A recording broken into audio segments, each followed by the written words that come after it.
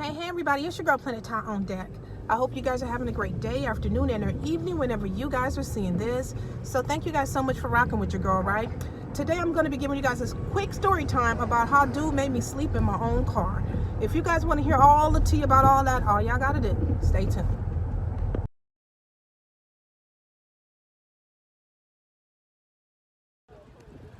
Alright guys, so I am out and about in the neighborhood, actually headed to this Lucky right down the streets, and I thought I would jump on deck with you guys right quick to do this story time. So here I'm walking. Y'all remember that by Mary? So I wasn't really singing it, so you guys don't need to try to judge me. But anyways, that's all. So I'm out here walking. Love the weather because it is not too hot. I done said it a million times. Y'all already know I can't stand the heat. Looks like they got some little farmers market thing going on down this way. Y'all can't see. Let me see if I can show y'all. Down this area, looks like there's maybe some kind of little farmers market stuff going on. But anyhow, on to my story of how old boy made me sleep in my car. Now you guys already know that I tell stories that happened to me many moons ago. So this was me. Hold on, my homie's walking in front of me talking real loud, so y'all gonna be able to hear their conversation apparently. So anyways, this happened many moons ago. I was messing with this dude, and at this time my friend circle went like this. It was me and Bestie. She was always my right hand, always the first person who I would call if I needed something, still that way to this day. But it was her, and you know, so she was gone. She was out of town with her hubby. So my my other sister, which is my older sister, her and her dude, I was actually over their house on this particular day until evening time, and her dude ended up getting into it. Now, you guys know, if you guys are ever around friends or family and they start getting into it with all that hollering and cursing and all that other stuff, last thing you want to do is be anywhere around. So that includes your girl. So I don't want to get hit by this car. He looks a little anxious. So y'all hold on, let me get in this store and across the street. I'll finish telling y'all in a second. You guys, it's ridiculous. I got directly in front of the store that I was about to go into just to realize that, guess what? I did not bring my face mask. Now, in the state of California, everything is already open back up, so technically I don't need my face mask to go in the store. But where I am, most people are still wearing their face masks anyhow, so I'd rather be safer than sorry. No, I don't know if it's really safe, but I'll tell you one thing, I'm not going to the store without a face mask. I came all the way back to my car to get a face mask, and then I'm gonna walk back to the store. So I guess this time I'm gonna wait until I get inside the store so I can finish telling you guys this story. I'll either wait until I get inside the store or until I come back to this car. Your girl gonna get some exercise today, and that's okay. All right, y'all, BRB. All right, guys, so I'm back on deck, right? So I done got back to my car and I came out of Safeway. Now, when I was trying to vlog in Safeway or whatever else, they had a lot of things going on. They had the music going on, and they had people left and right, you know, why do it seem like when you are a vlogger, right, and you are outside vlogging, why do it seem like the people you try to avoid with your camera, you're trying to dodge them, but they're dodging right in your camera? It's like, okay, why can't we be like two ships sailing in the night? Why would you go directly where I'm going or trying to avoid you at? But anyway, so I decided to come back and give you guys the rest of the story here. Okay, so I told you guys it was many moons ago. I was messing with old boy, right? We have been messing around for a long time, or together for a long time, right? But anyways, me and him had got into it lightly, like say earlier, like, you know, the day first starts, you get up, you have your showers, you do whatever you're gonna do, you decide if you have breakfast or whatever else. During that little morning initial period, me and him had got into it, right? So during the time that we got into it, I knew, you know, I was thinking, oh, okay, well, you know, I guess, you know, whatever we going through now, we should be good by the time it's bedtime or something else like that, right? Well, apparently he was holding on to something, y'all. Y'all never know, you get into it like with your spouse or somebody who you with, whatever, whatnot, and you think it's gone, okay? You think it's gone, you think, anyways, you think it's over with, so you let it go or whatever else, but apparently the person you're into it, they ain't let it go yet, okay? They still holding on to a little something, y'all know what I'm saying? Follow the story. So anyways, I go about my day. right? Earlier that day, I would usually hang out with like my bestie or my older sister or my other friend. But this particular day, oh yeah, so I hung out with my bestie earlier in the day. We ended up going to the mall or something else like that, got something to eat, got our nails done, blah blah blah, girl stuff or whatever, or just chill stuff, because plenty of people do that same stuff. It's not associated necessarily with the gender, okay? So but anyways, so we ended up doing that. We was hanging out, we was having a good time, and then I thought I was going, and she told me while we were hanging out that her and her husband were going to what do you call that? It was so with her in-laws, they was having some kind of celebration party, and they were gonna go be with her in-laws for the rest of that evening. I was like, oh, okay, cool. You about to go do the in-law thing? We gonna go ahead and poly together tomorrow. Okay, so my other friend, right? I'm telling you guys about these three ladies in particular for a reason. So my other friend, her and her dude, they were driving out of town because he was a photographer, and they were going to go on some kind of shoot or something like that for the holiday. I think it was around the holiday time or something, getting close to the holiday, something like that. So she was going to be gone. So I was like, cool, I'll rap with you when you get back. And then the last person, the other girl, my older sister, after I dropped off my bestie, I went to my older sister's house and we were hanging out for a little bit. She started to cook dinner. This was a very normal thing. We would, every time we got together, somebody was cooking dinner, we would have some drinks and we'd be yakking or maybe playing some dominoes or doing whatever we doing. We just doing hanging out, right? Well, anyways, in the process of her cooking dinner, her dude, he came home. For whatever reason, they got into a nasty argument. And when I say nasty, their arguments were the kind of arguments, you guys, that can get bad, because they can become chilling, and it could just become one of those things. Okay, you know what, 24th, get me the hell out of here.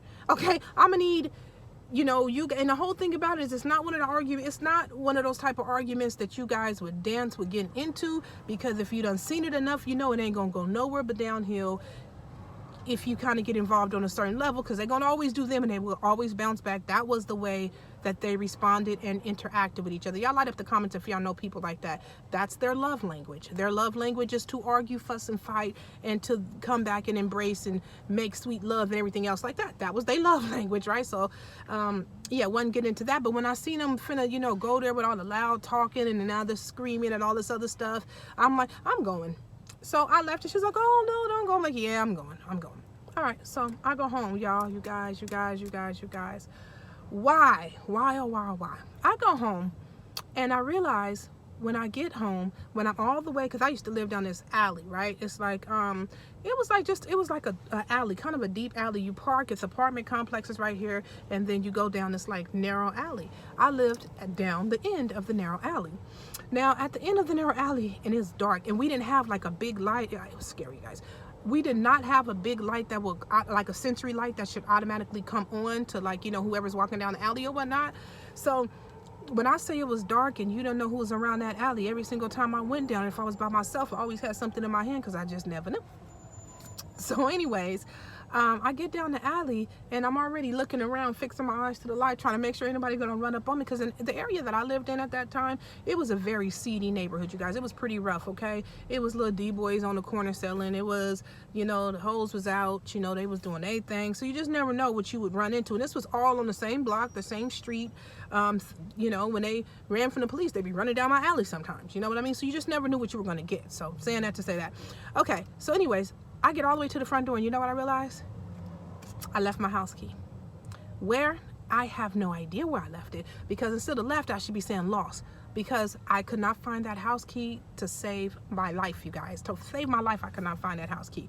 Now, during this time, this is how old this was. Oh, dare I tell on myself. But this is how old this was. This was back in the day when you used to have a cell phone that you had to have prepaid minutes on.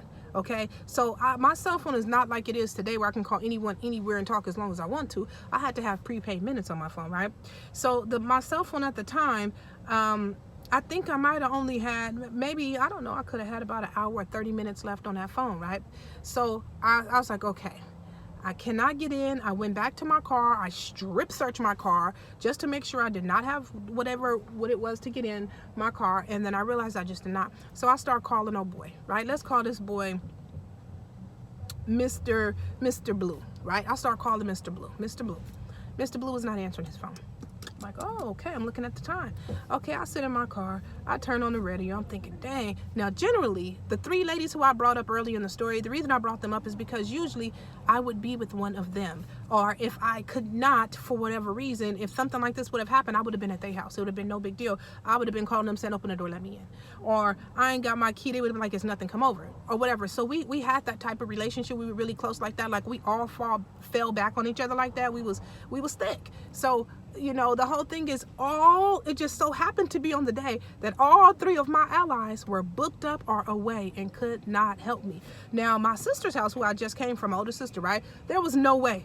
It's not even the possibility that I could go back there. Let me tell y'all, when them 2 start getting into that vicious type of argument like that, it just wasn't happening. Y'all light up the comments if y'all know what I mean. So, okay, so I'm listening to my music, trying to calm myself down because I'm mad because Mr. Blue ain't answered the phone now, right? I'm like, this low down dirty bastard. Why you ain't answering the phone like that, you know? Blah, blah, blah, blah, blah. I call him again, right? Then I start texting him. It's urgent. Pick up. You guys, why did Mr. Blue, the next time I called him, mysteriously his whole phone was turned off, you guys? His entire phone was off. Now, see, this is what I be talking about when I think people still holding on to something. When I say they still holding on to something from earlier. He was clearly holding on to something because his whole phone was off, right? Okay, so now, and I should say, by the time I got home and started trying to go for my front door anyway to get in, it was already 10 o'clock at night, right? So an hour had passed, you know, and I was calling Mr. Blue before I started aggressively calling him. It's 11 o'clock at night. The next time I try to reach him, and after I texted him, it's urgent, called him again, his whole phone's off. That's like at about 11:30. So I was like, oh, so it's almost midnight. He done turned his phone off. I got no key to get in, and I really got nowhere to go. My 3 squad members were squad out, okay? So anyways, that night and let me tell you about this little raggedy ass car I owned, okay? You guys, I have owned some very raggedy cars, okay? But you know what? I don't regret it. It was all for the best, okay? The car that I had at the time was a I think, was it that Ford? It was a Ford Taurus or something, I think, like that. It was a 4-door, I think it was a 4-door automatic white car. No, or the Ford Thunderbird. It's some kind of Ford, right? But anyways, the car had what do you call that? I think it's when the radiator goes out. It had, yeah, I think it was the radiator or something. Whatever controls the heat in the car, the heat in the AC, I think it's the radiator. This means that when I turned my car on and tried to use it, the car was naturally hot. Like on a hot day, I would be burning up in that car. That car would not give me no AC, you guys. But on a very cold day, and this was like about winter time, this was happening, right? The story takes place about winter time. So about this time, when it was cold, and even if I turned the car on to get hot air, because the radiator was broken, it would not produce any hot air. So it wasn't cold outside, y'all. It was freaking freezing. Do you guys hear me? It was freezing outside or whatever else. And I was in my car. It took me to, like, mentally, I don't know, I guess about 1 o'clock in the morning is when I seen all the D-boys leaving the block, going to catch the BART to go back home to where they lived, or getting picked up or whatever, go back, getting off the street. All the hoes was gone with dates or whatever else in the area, right? It was about 1 o'clock in the morning that I realized I'm about to be stuck in this car tonight. I'm about to be stuck in my car. Now, a couple of things that went through my mind was like, damn, I gotta sleep in my own car. My car is a bucket, okay? It has no heat. I got no tint windows. The only thing that gave the appearance that I was not even in that car was because it was so cold out at wintertime that it completely fogged my windows up, and it put like a little ice thin layer, like feel like of an ice frost chill on there. You guys, let me tell you guys what I learned from that night. That night, and the outfit that I had on, I was kicking myself. I said, never again. I don't care how hot it is in the daytime. From now on, I will not leave the house without a coat. It's just different things that I learned. So from that day onward, you know, I end up at some point, like about 1 or 1:30, and pushing my front seats back 1:30 in the morning, and I end up crawling in the back seat of my car or whatever, and I was so cold. The seats were like a leather, and you guys know how leather holds heat and cold, like to the umpteen power. Okay, so I was like freezing like this. I had no coat, nothing, and I don't know, I didn't have no blanket on the back seat. I had nothing. So I just had to freeze it out. And the outfit that I was wearing, whatever it was, it had no color. It was like a regular ass simple t-shirt with some white shorts. I was so mad at myself because in my mind I was thinking, you know, I wish you would have wore something warmer, you know, because it just wouldn't have been so painful with the coldness, right? It was a bad night, y'all. But from that night, I learned some tips. Now, this is more so, well, this is for any and everybody, okay? Y'all can all take these tips, but mostly so for the younger generation, because this happened to me many moons ago when I was younger, in my 20s, okay? From that night on, what I learned to do is, like, just in case, always keep a blanket with you. Always keep a blanket in your car. Don't go nowhere without having a blanket in your car, okay? Blanket or something that you could wrap up in, all right?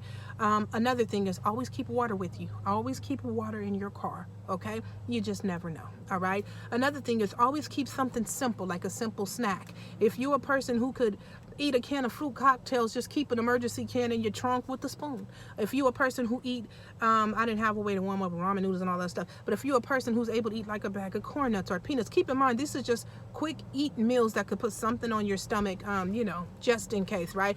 Now, back in the day for me, I was moving. I was moving and I was grooving and I was going. So it's not like I was going to sit down and eat a whole steak dinner, not unless it was pre-planned for me to do so, okay? Because I was just out there enjoying life like that, you know?